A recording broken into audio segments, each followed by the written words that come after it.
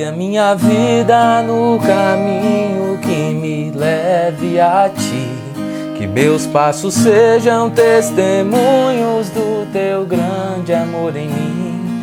Pela humanidade o Filho se entregou, a glória deixou, porque primeiro nos amou.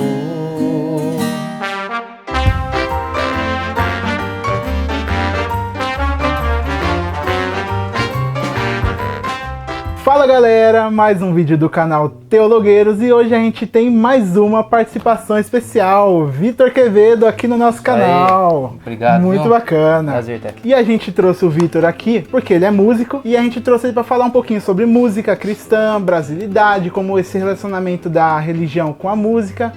E para começar, a primeira coisa, eu queria que você contasse um pouco pro pessoal sobre a sua história com a música e a sua história com Cristo e como as duas se relacionaram. É bem interessante, né? A música vem de berço, né? Através do meu pai, né? De toda a trajetória dele. E o evangelho, o conhecimento, né? Do evangelho vem através da minha mãe. Eu sempre me interessei por música, né? Desde os 3 anos fiz aula de bateria, né? Fiz mais de 10 anos de aula de bateria. E depois, quando meu pai precisou de alguém que interpretasse ele tocando viola, né? No DVD Coração Caipira que ele gravou com o Tinoco, da dupla Tonico e Tinoco. Sim. Então ele me escolheu, né? Pra estar aí tirando as músicas do Tonico e Tinoco, né? Ouvindo o radinho de pilha, né? Isso apareceu no DVD, foi um dos DVDs mais vendidos, né? Da música caipira. E lançado pela Som Livre. E eu levei a viola pra casa, né? Depois que eu vi, né? Que gostava mais do instrumento. Até então eu não gostava, né? Até então a gente gostava de bateria mesmo. E tocava na igreja, bateria e tudo mais. E, bom, levei a viola para casa. A partir disso fui tirando as primeiras músicas instrumentais, né? Trenzinho do Caipira, né? Do Heitor Villa-Lobos, uma das primeiras que eu toquei. A primeira que eu toquei mesmo foi Tristeza do Jeca, né? Que ele me ensinou.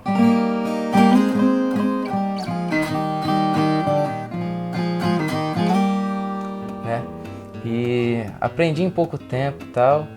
E ele falou assim, ó filho, leva a viola pra casa então. Se você gostar, a viola é sua. Eu falei, desde então, desde os meus 11 anos de idade, né? Já vai fazer 11 anos que eu toco viola. E aí o que aconteceu?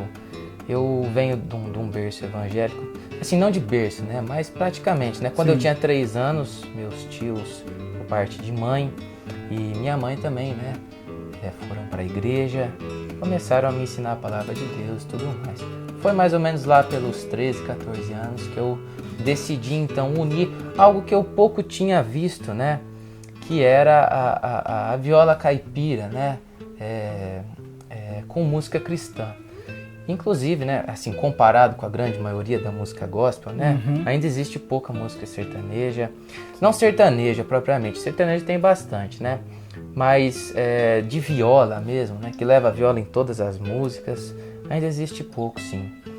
E a gente decidiu unir essas duas influências, né? O evangelho apresentado pela minha mãe, a viola e a cultura caipira apresentada pelo meu pai. A cultura caipira que nunca se desvencilhou, né? Da religião. A viola que foi trazida aqui para o Brasil pelos jesuítas, a fim de catequizar, né? Os índios, o povo nativo aqui. E a gente traz então a viola caipira com essa influência um pouco mais estilo Tião Carreiro, estilo meu pai também, o Mazinho, Bambico, né, que foi um grande violeiro do Brasil, da dupla João Mulato Douradinho. Quem tem mais de 40 anos sabe disso daí. Mas a gente tá bem atento à história da música caipira. Aprendi muito com meu pai, né, que é um profundo conhecedor disso. E conhecendo também o Tinoco, né? Que foi também uma pessoa que me ensinou muita coisa na viola. E foi por ele, sim, que eu comecei a tocar viola, né? Ele que me ensinou bastante coisa aí. Tive esse privilégio da gente começar tocando as músicas de viola com ele.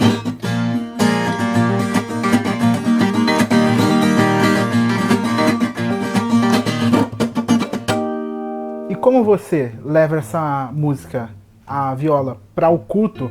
Qual que é a sua opinião com música no culto?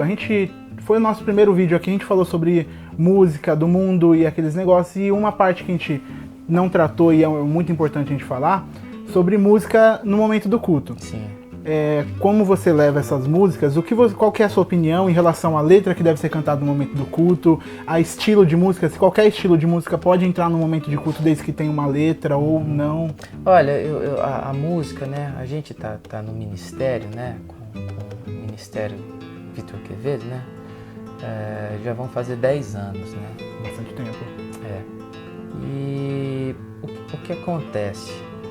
Eu vejo muito que a música ela está sendo apenas uma forma de preparação para a mensagem. Então é como se você tirasse toda a mensagem da música e deixasse só ali as emoções, né? Um momento de emoção em que a pessoa não refletisse acerca da palavra de Deus a respeito disso, apenas se emocionasse, chorasse, né? Ou fosse um momento de preparação. Eu digo o seguinte, a música tem que ter conteúdo bíblico. Se ela não tiver conteúdo bíblico, ela não é louvor. Tá certo? Se ela não tiver a palavra de Deus, porque tem 1000 músicas aí que falam a palavra de Deus, mas não é louvor, correto? Com certeza. E tem 1000 outras músicas que se dizem louvor, mas realmente não são louvores, tá? Essa é a minha opinião, né? Um pouco disso que a gente aprendeu de todos esses anos, que humildemente digo aqui, a gente não sabe nada mais do que ninguém, né?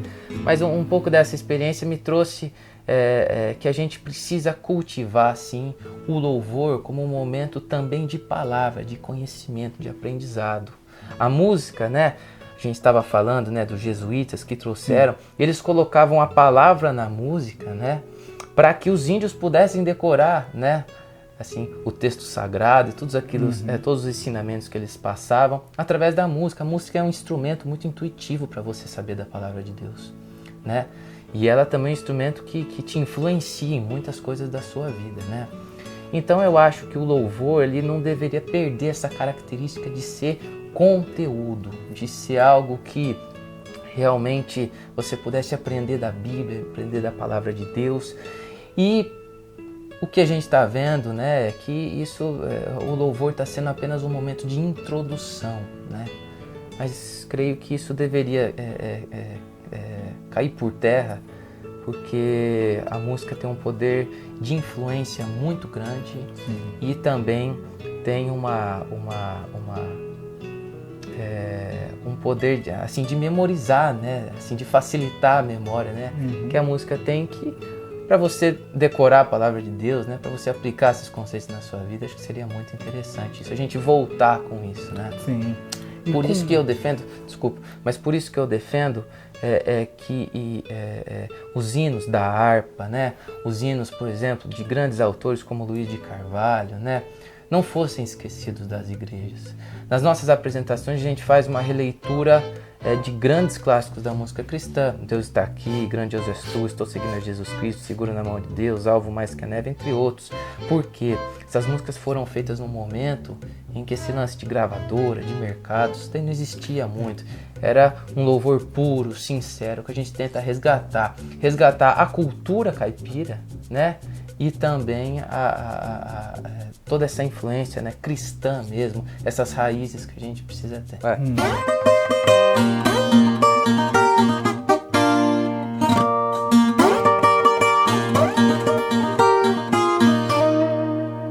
E com relação ao estilo de música, você acha que tem ritmo que não cabe no momento do culto?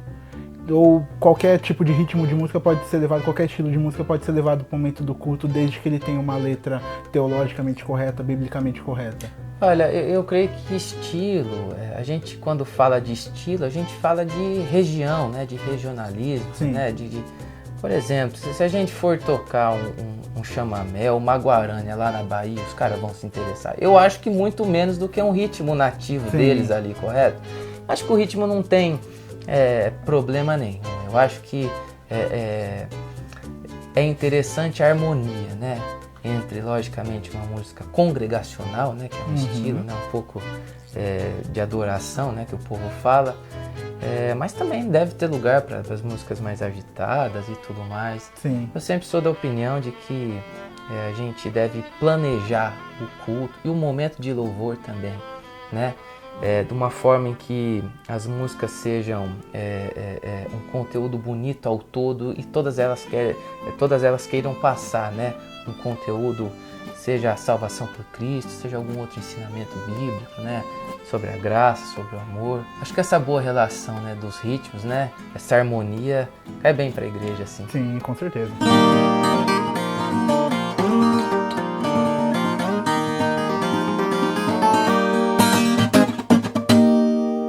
Como você leva o estilo da viola para os cultos?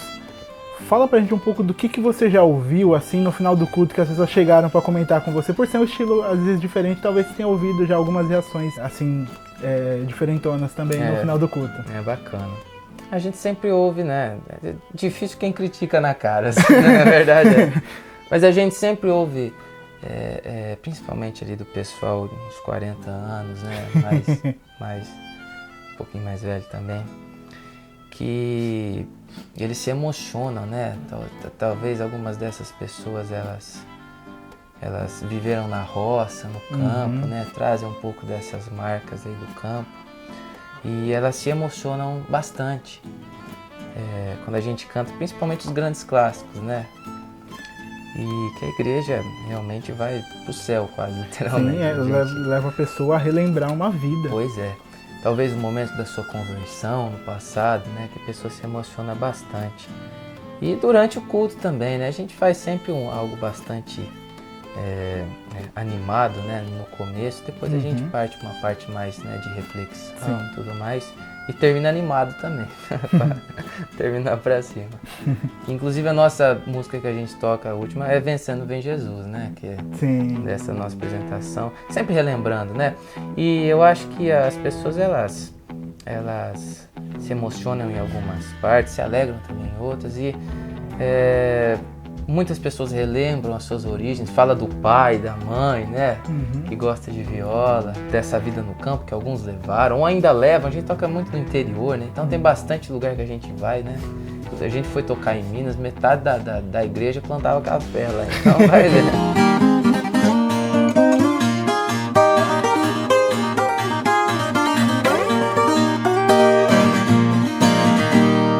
E pelo menos antes, a gente sabe que você já trabalhou com música não cristã também. Sim. E como que você relacionava isso? Porque a gente vê muita gente falando que não dá pra fazer isso, não é a opinião que a gente carrega aqui, mas como você relacionava isso tocando música não cristã e levando suas músicas cristãs pro culto também? Olha, eu sou formado em produção musical, né? Então, a gente tem conhecimento, tivemos a oportunidade de estudar, né? Pra gente tocar e produzir qualquer estilo de música, né? E faço isso sem ter o menor problema com isso, levando pelo lado profissional, né? E levando o ministério também pelo lado profissional, com certeza, buscando sempre evoluir, né? Com isso, o que, aliás, não é pecado. Né? Sim. Mas não tem problema nenhum com as músicas seculares, né? Que o pessoal diz. Aliás, tem músicas muito bonitas mesmo, que a gente deve refletir sobre elas. E toquei bastante tempo com meu pai, né? Toquei em orquestra de viola também, né? Já gravei tantas pessoas no estúdio, né? Sertanejo, rock, gospel também. Então, a gente tem esse conhecimento profissional da música que não nos impede de trabalhar com isso, né? Sim. Isso não nos limita, pelo contrário. Isso nos agrega ao mercado, a fazer outras coisas possíveis também. E, logicamente, tendo o ministério como assim, o principal da nossa vida.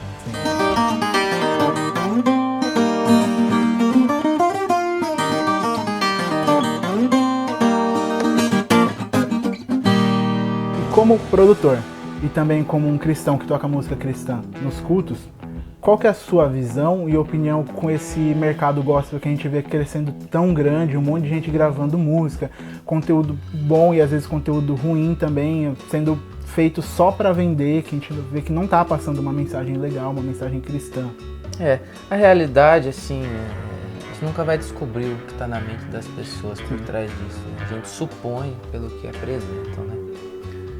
Tem vários amigos que são de gravadoras grandes, né? Tenho muitos outros amigos também que não têm gravadora, já tiveram, hoje são independentes. Criticar não é o meu forte, né? Mas eu tenho a minha opinião pessoal sobre isso e quero deixar claro também que a gente está falando, né, de algo que não só a gente percebe, né? Que seria uma tentativa de manipulação contra isso, né? Mas a gente não pode generalizar. Acho que... e aí volto a dizer, né, o que eu estava falando, a gente nunca sabe o que é com intenção ou se é aquilo que a pessoa acredita mesmo, correto? Que ela foi ensinada e tudo mais. Agora, eu creio que a palavra de Deus, ela, voltando, né, naquela pergunta que a gente fez sobre o louvor, a gente tem que entender que há uma oferta e há uma procura, né? Há uma lei de mercado em que tudo se aplica hoje, qualquer produto, né? Inclusive a música. A música é um produto fonográfico, um produto comercial, né? Então, a gente tem que entender que não sabe se é de propósito ou não, mas a gente deveria analisar muito bem as letras e os conteúdos à luz da palavra de Deus, né? Acho que a gente deixaria de lado, sim, algumas músicas aí. E falando sobre mercado, né, sobre isso e tudo mais, a gente não tem o poder de controlar isso. Mas eu creio que aquele que é fiel, aquele que serve a Deus realmente, Deus honra ele sem precisar dessas táticas, né, que o pessoal usa aí para compor a música. Acho que não deveria, a gente poderia nem estar falando disso se as coisas fossem um pouco mais sérias, né? Com certeza. Talvez tudo isso seja levado pela ganância humana, pelo desejo do poder, né, do enriquecimento, né, fácil. Mas acho que o poder está na mão do consumidor. E consumidor, logicamente, todos os cristãos, né, que consomem música, falando da música como um produto. Tá na nossa mão escolher, tá? Tá na nossa mão, né, o poder de dar audiência para isso ou não, né? Só a gente mudar de canal, passar a ouvir, procurar outras coisas, né, diferentes. Eu acho que tá na mão do público. Enquanto houver essa demanda, vai haver essa oferta.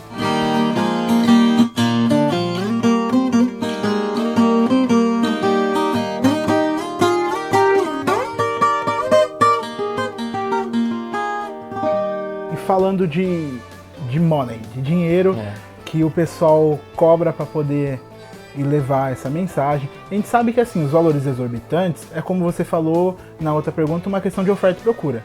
Tem gente cobrando 200 mil e tem gente querendo pagar 200 mil e aí o cara vai e leva. Aí, como você lida com essa questão? É uma oferta que a pessoa leva voluntária, é um valor fixo? Se uma igreja, por exemplo, pequena, que não tem muitas condições de pegar e pagar, às vezes por ter dificuldades, você acha que isso limita de levar a mensagem, ou você consegue levar uma mensagem para a pessoa dessa? A gente sabe que tem os custos de equipamento e isso precisa ser cobrido. A gente tem que ponderar muito ao falar disso, porque, por exemplo, eu vivo do ministério, correto? Sim. E não só, né, mas uma das fontes minhas, né, hoje, graças a Deus, a principal é o ministério. Tem a parte de produção também, dou aula de viola também, quem quiser aí, né? Mas eu acho assim, a gente falou de oferta e de procura, né? Os cachês exorbitantes, eles existem. Mas assim, a gente pode falar dos artistas que cobram isso. Mas a gente também tem que falar daqueles que promovem isso e ganham muito mais do que o que eles cobram. Então assim, creio que existe uma diferença entre preço e valor. E isso acaba se misturando, né? Poxa, quem que não gostaria de ser reconhecido? Né? Quem que não gostaria, sei lá, de ganhar um pouco a mais no emprego, né, e tudo mais? É que, logicamente, o exagero é que torna isso complicado, né? Agora, eu creio que por ser um assunto delicado, inclusive, né, e a gente deve conhecer qual que são o tamanho da equipe que forma a banda, né? Quanto que é o cachê de um músico, de uma banda e tudo mais. Mas a gente também deve pensar que a raiz do problema não está nisso. A raiz do problema está nas pessoas que fazem dos cantores ídolos e pagam o que for preciso para verem eles, né? Acho que a raiz do problema é essa, não é nem o quanto o cara cobra, porque, poxa vida, se eu for cobrar 200 mil conto, ninguém vai querer levar eu, né, pô? Então, é mais, se for qualquer outra banda mais famosa, um ministério, ou o que seja, eu acho que a gente deve solucionar esse problema tratando pela raiz, que é fazendo que a sociedade cristã não crie ídolos, correto? Poxa, respeite o artista, cante as músicas do artista, goste das músicas dele. A gente tem tantas pessoas, seja fã do artista, ser fã não é problema nenhum. Poxa vida, todas as vezes que a gente vai em Piracicaba, a gente tem tantas pessoas que seguem a gente lá, né? E em Araras, Limeira, Rio Claro, todas as cidades, principalmente da nossa região aqui, né? Mogi Guaçu nem se fala, então. Que são cidades que a gente já tocou várias vezes, né? Tem pessoas que nos seguem, que vão nos cultos que a gente faz, então, poxa, isso é legal, né? Agora, fazer da pessoa um ídolo, né? Gritar porque o cara entra no palco, isso é coisa que a gente tá vendo a influência de outra cultura, né? Da cultura aí que fazem dos artistas quase deuses, né? Ou semideuses, e estão trazendo isso para a igreja, e acho que isso não é saudável, né? Todos nós somos servos de Cristo, né? Assim como a palavra diz que ele também serviu a humanidade, né? Morrendo na cruz, salvando a nossa vida. E eu creio que a gente deve ser servo e não buscar ser ídolo de alguém.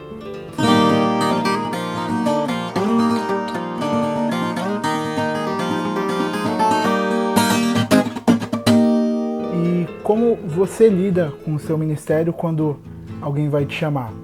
A gente sabe que você não cobra 200 mil para poder ir na igreja para tocar.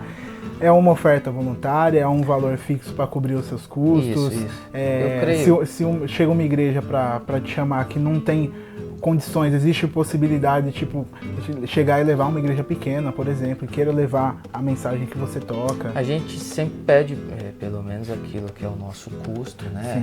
E é uma oferta que, poxa vida, também nos ajude a se manter como pessoas, correto? Todos os gastos que a gente tem, seja transporte, seja da nossa equipe, né? Seja o nosso sustento, né? Não é nada que a gente é ganancioso por causa disso, né? Ou que explora as pessoas. Acho que é bem diferente, né? A gente ter o serviço de Deus acima disso, né? A importância da oferta, logicamente, porque a gente vive do dinheiro, correto? Mas ele não é o nosso Deus, ele não é aquilo que comanda a nossa vida. A música, ela é algo um tanto quanto complicado na igreja, né?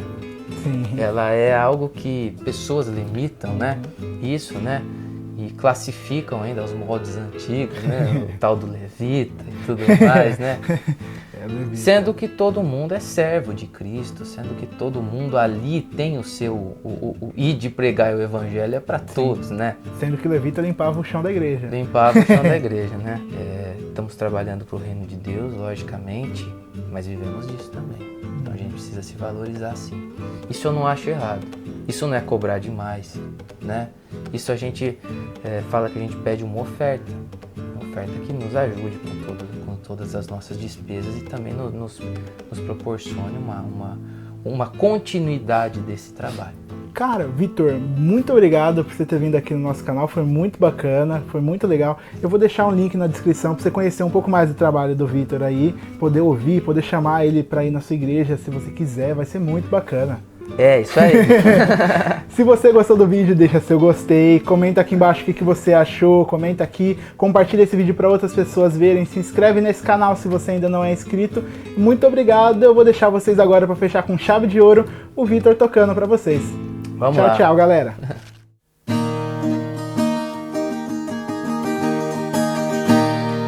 Guia minha vida no caminho que me leve a ti. Que meus passos sejam testemunhos do teu grande amor em mim. Pela humanidade o Filho se entregou, a glória deixou, porque primeiro nos amou. Não há coração feliz sem o Senhor.